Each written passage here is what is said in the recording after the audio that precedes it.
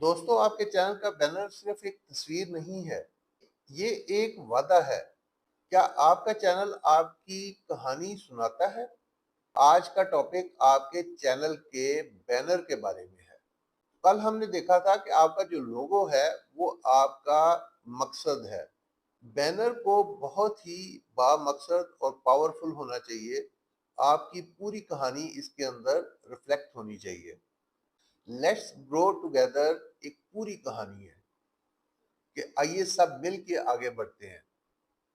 और इसी तरीके से जीरो टू हीरो भी एक पूरी कहानी है। तो ये कहानियां आपने अपने बैनर के अंदर रिफ्लेक्ट करनी है, बगैर लफ्जों का इस्तेमाल किए ये आपकी पूरी कहानी बता रहा हो। आप कहीं पे अल्फाज इस्तेमाल कर देंगे तो उसमें कोई बुराई नहीं है।